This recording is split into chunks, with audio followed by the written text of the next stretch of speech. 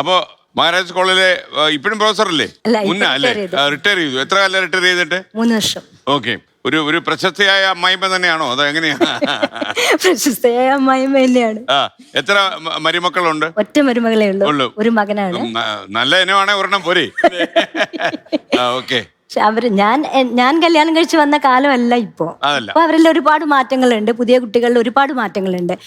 ഞങ്ങളുടെ അമ്മായിയമ്മയുടെ അടുത്ത് പെരുമാറിയ പോലെയല്ല പുതിയ കുട്ടികൾ പെരുമാറുന്നു. പെട്ടെന്ന് പറഞ്ഞാൽ അതിന്റെ മാറ്റം എന്തോ? അന്ന് താങ്കൾ മരുമകളായിരിക്കും. അവർ പറയുന്ന എല്ലാം നമ്മൾ കേൾക്കണം, അവരുടെ വീട്ടിലെ എല്ലാ കാര്യവും നമ്മൾ ചെയ്യണം. ഇന്ന് അങ്ങനെയില്ല. ഇന്ന് അവരുടേതായ ഇഷ്ടങ്ങൾ അവർക്ക് ചെയ്യാനുള്ള സ്വാതന്ത്ര്യമുണ്ട്. ആ സ്വാതന്ത്ര്യം സൂക്ഷിച്ച് സംസാരിക്കാനേ പറ്റുള്ളൂ. അവർ കുറച്ചുകൂടെ സ്വതന്ത്രമാണ്, അവർക്ക് അത്യാവശ്യം വരുമാനം ഉണ്ടാവും. അവർക്ക് അവരുടേതായ രീതി ചിന്തിക്കാനുള്ള ഇതുണ്ട് ഉണ്ട്. അതുകൊണ്ട് തന്നെ അവർ ഫ്രീ ആയിട്ട് തന്നെ ഇടപെടും. നമ്മളോട് ഇടപെടുമ്പോൾ നമ്മൾ അതുപോലെ തന്നെ അവരുടെ ഇഷ്ടത്തിനനുസരിച്ച് നമ്മൾ നിന്ന് കൊടുക്കുമ്പോൾ വലിയ പ്രോബ്ലം ഉണ്ടാവില്ല. ഇല്ലെങ്കിൽ കുടുംബം കുളം തോണ്ടും.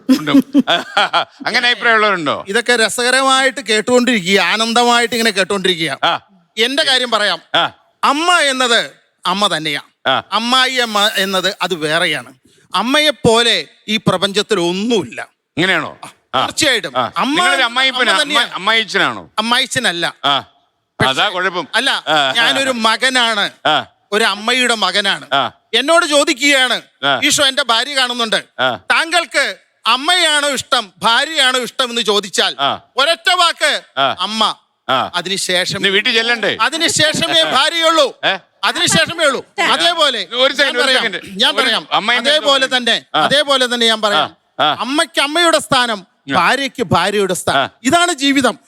ഇവിടെ എല്ലാരും പറയുന്നു ഇപ്പൊ അമ്മായിമ്മയും മരുമോളും ഒക്കെ എന്താ സ്നേഹത്തിലാണ് ഒക്കെ പറയുന്നു. കഴിഞ്ഞ ദിവസം ഞാൻ വായിച്ചു, ഉത്തർപ്രദേശിൽ നടന്നൊരു സംഭവം.